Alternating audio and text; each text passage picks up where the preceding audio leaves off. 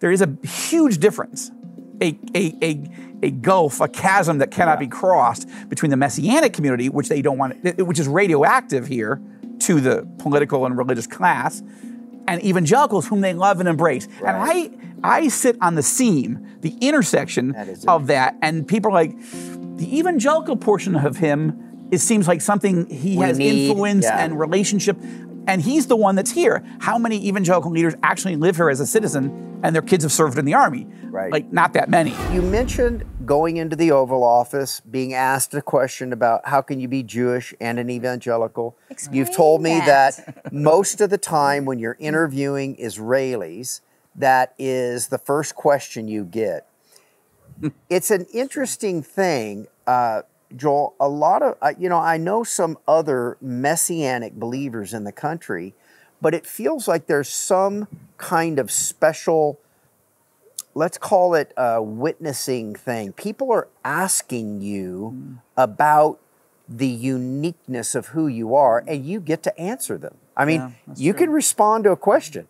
And so tell us what's going on there, and maybe one of the examples here in Jerusalem when you were getting ready to interview somebody and they said, wait a second, before we get started, I need to ask you a question. Happens a lot. I would say every time, but it happens a lot. It's a good question, Matt, and let me try to figure out how to answer it concisely.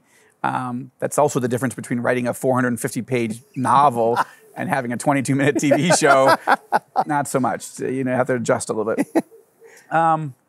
I think that one of the blessings is that almost nobody is willing to sit with me and meet me unless they've Googled me.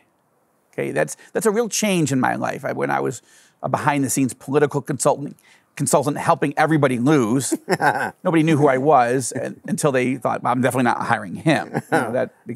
But in life, when you think I ought to be an ambassador for Jesus, I ought to talk about him, I ought to look for opportunities, ask the Lord to open doors, and I do still ask for open doors, but it's changed because unless I'm meeting my kids' friends or somebody at the supermarket or somebody at church or whatever, they're not Googling me. But if I ask for a meeting, or if they ask for a meeting, they've already Googled me, meaning they're making a choice to meet me, sort of in spite of the fact that they don't agree centrally with what I believe. I'm fairly Googleable on the topic of everybody needs Jesus. Yeah. Jewish, Muslim, atheist, agnostic, doesn't really, Buddhist, Hindu.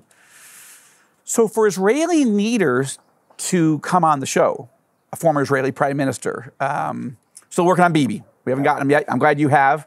We're still working on that. But other leaders have, and Yair Lapid, the former prime minister, and Benny Gantz, the former defense minister. So I built these relationships, but I'm not sure. I mean, I'm cautious with this word, but I'm not sure if there's another one. Just the word favor. There's not a mathematical equation that says Joel is a high-profile Jewish believer in Jesus. He believes everyone needs Jesus, including Jewish people. Why would an Israeli leader in business, in culture, and certainly in politics, where it's a controversial issue, why would they sit down and talk to you? I think, yes, I try to be, I'm honest and I'm fair. So that is something I have an advantage, which every journalist or person should be, but not everybody is.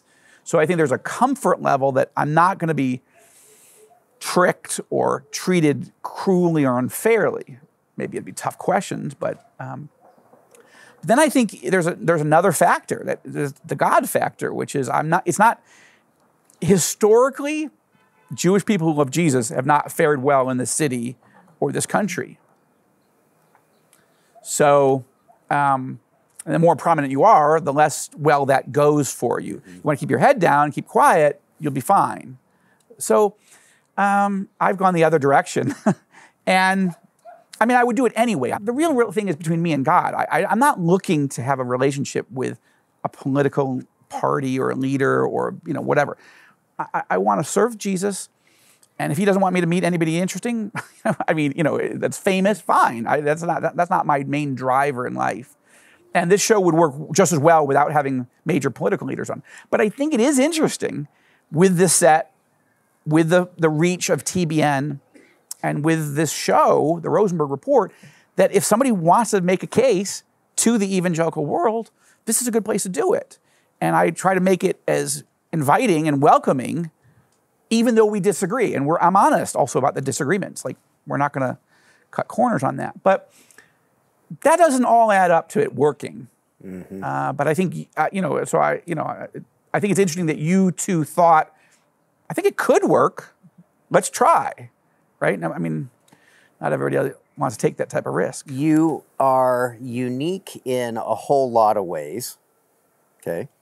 That's a nice way to put it. You're unique in a lot of ways, but there is something in regard to you getting to share your belief and your messianic belief in Jesus as a Jewish person or a perceived Jewish person, or at least some Jewish. Right, I'm Jewish on my father's side, not on my mother's. So some people think I'm not Jewish. Okay, that's fine, you know. So basically, though, it is a part of who you are that God is using you to go through doors other people have been shut out in regard to getting to talk about your faith in Jesus. There is one tactical thing that's not, I didn't think of it as a tactical decision, but there is a nuance in what you're saying that, that's absolutely true, which is, I was not raised to be a Messianic Jew. That term was not what we thought of ourselves as. I was raised in a little tiny evangelical church.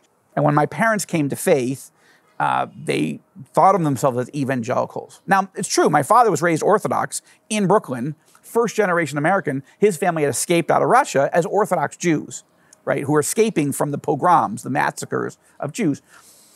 But he sort of, once he came to faith in Jesus, and by the way, he thought he was the first Jew since the Apostle Paul who believed this, right? In 1973, he'd never heard of a Jewish person believing in Jesus. Wow. He'd never met one for sure. And in 1973, there weren't that many. Yeah. Today, there's about 1 million Jewish people worldwide, mostly in the United States, who do believe in Jesus, which is astonishing. Yeah. The growth of the Jewish population coming to faith in our Lord and Messiah is just so cool. All that to say, so the term Messianic, I don't shy away from it.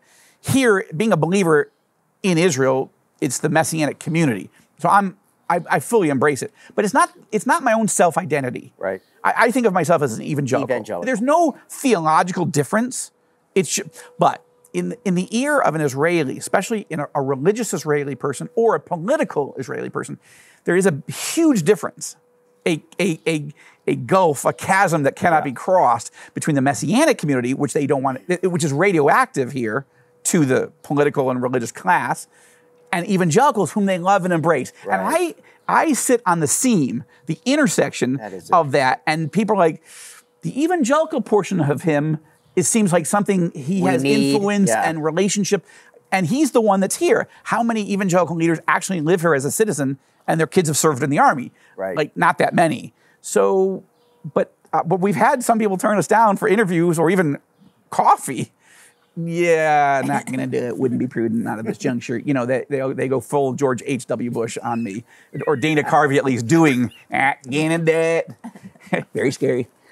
Not going to do it. So anyway, so that intersection is an interesting place. But it goes back to your main point, which is if a person Googles me and if they decide, I think I'm going to do it, at least to meet them privately, almost Nicodemus-esque. Yeah.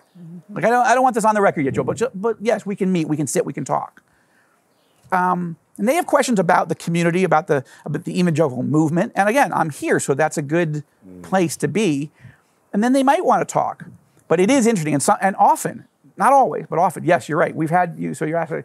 There was a very senior person here, very prominent. Everyone listening would know the name. But I don't want to throw him under the bus because that's not fair, and so I'm not going to do that. But I will say he, among many, so I'm just using this one example because there's a lot of she's who've done this too. Before you turn on that tape recorder, before I go on television or whatever, I just have to ask you. I really don't understand, and it's the same question that Trump asked me. Right. You're Israeli. You're Jewish. how do you believe in Jesus? Like, that just doesn't make sense to me. I just would like to hear. Do your kids believe this? The ones that serve in the army, do they believe that? What about your parents? And there's a genuine curiosity, because many leaders at this level, they know that we're out there. Yeah. They've just never met one of us. And it's a little odd. Yeah. But some of them are honestly curious. I don't know if they're seeking. Only God knows if they're actually seeking spiritually.